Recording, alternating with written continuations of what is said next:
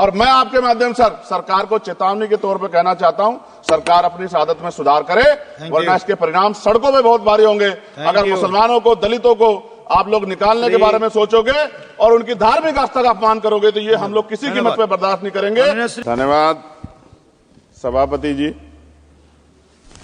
राष्ट्रपति जी के अभिभाषण पे मुझे आपने मेरी बात रखने का मौका दिया। मैं जातिगत जनगणना से शुरुआत करूंगा, जिसकी देश को जरूरत है, क्योंकि जनगणना होगी तो आंकड़े आएंगे तो जो बजट दिया जा रहा है वो सही तरह से लोगों तक पहुंच पाएगा, उस बजट का लोगों को फायदा होगा। दूसरी बात, अयोध्या में 3 दिन तक पुलिस ने कार्रवाई नहीं की, इसका खामियाजा एक बेटी को अन्याय के रूप में उठाना पड़ा और मुख्यमंत्री जी यहां खड़े होकर राजनीतिक स्पीच में उस बेटी के अपमान का तमाशा बना रहे थे। ये बहुत दुखदाई है। साथ साथ कुंभ में जिनकी जान गई उनको मैं श्रद्धांजलि देता हूं और मुख्यमंत्री जी को आपके माध्यम से कहता हूं कि वो सूची दे दे तो मुआवजा सब लोगों तक पहुंच जाए। बहुत अच्छी बात है। एक आईना सर मुझे दिखाना है देश भर की सरकारों को।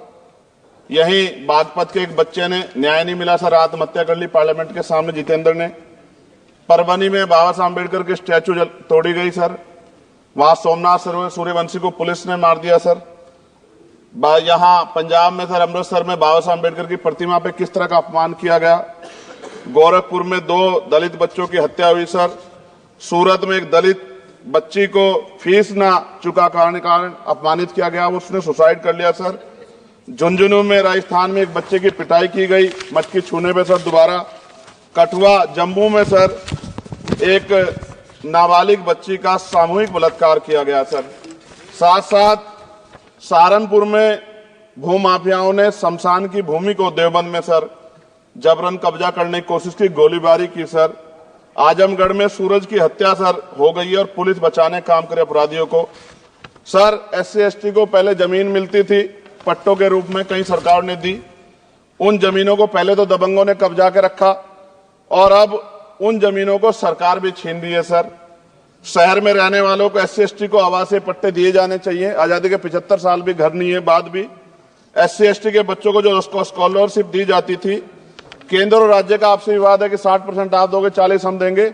इस चक्कर में कई बार स्कॉलरशिप सब नहीं समय पहुंचती, मानसिक प्रताड़ना होती है, स्कूल परेशान करते हैं, कॉलेज। इसलिए मेरी राय है सर कि 0 बैलेंस पे उन बच्चों का एडमिशन कराया जाए। जब सरकार कुछ करना चाहती तो बच्चों को फायदा हो जाए।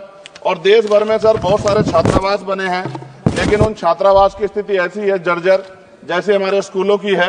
इन छात्रावास का जीर्णोद्धार कराया जाए, उनकी रख रखाव का ख्याल रखा जाए, क्योंकि यहाँ देश का भविष्य तैयार हो रहा है। और ऐसी हालात सर स्कूलों की है, स्कूलों के हालात आप देश भर में, मैं उत्तर प्रदेश से आता हूँ, जाके देखोगे नगीना क्षेत्र में सर अगर स्कूल गिर जाएगा किस दिन बहुत बड़ा हादसा हो जाएगा, कोई पूछने वाला नहीं है सर। बात OBC समुदाय की जाए सर, OBC समुदाय को वक्त आ गया है कि विधानसभा और लोकसभा में आरक्षण जो है सर मिलना चाहिए, जो उनकी पर्याप्त संख्या यहाँ लोकसभा में और सभी स्टेटों की विधानसभा में आ पाए, जो सामाजिक समानता की दिशा में जरूरी कदम है। OBC को भी SC ST की तरह सर प्रमोशन रिजर्वेशन मिले। OBC आरक्षण में जोड़ा गया सर असंवैधानिक है, क्रीमी लेयर उसको खत्म किया जाए। सरकारी स्वायत्त संस्थानों में भी सरकारी विभाग के समतुल्य पदों को चिन्हित किया जाए तथा उनकी समतुल्यता स्थापित की जाए, ताकि इन संस्थानों में कार्यरत OBC कर्मचारियों के बच्चों को भी आरक्षण का लाभ मिल जाए। सर पत्रकार सुरक्षित नहीं है। पत्रकार मुकेश चंद्राकर की सर भ्रष्टाचार के खिलाफ आवाज उठाने पर हत्या की गई सर। कौन पत्रकार ईमानदार से पत्रकारिता करेगा। किसानों को MSP की कोई लीगल गारंटी नहीं। एक बड़े किसान है दल्लेवाल जी, 69 दिन से सर जीवन और मौत के बीच आमरण अनशन पे है।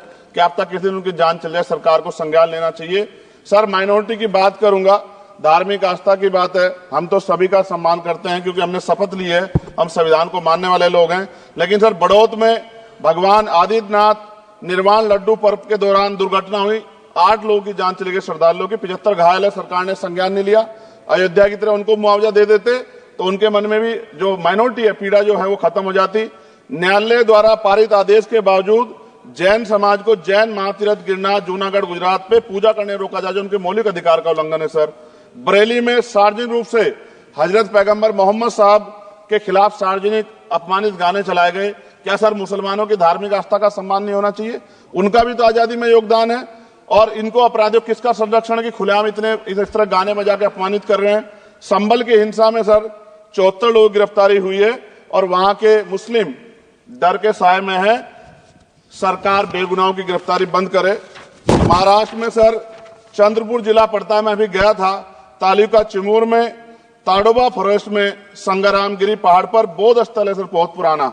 वहां बौद्ध भिक्षु को सरकार बिजली नहीं देती, रास्ता नहीं देती और इतनी बुरी हालत में उनकी धार्मिक आस्था क्या है सर, तथागत बुद्ध की ज्ञान स्थली होने के कारण बोध गया में बौद्ध धर्म के अनुयायियों के लिए जो बहुत महत्वपूर्ण स्थल है सर, इस स्थल पर अवैध कब्जा हटवाकर बौद्ध धर्म के अनुयायियों को सौंपा जाए। उनमें बड़ी चिंता, देश विदेश से लोग आते हैं, तो यहाँ हमारे देश की छवि भी खराब हो रही है।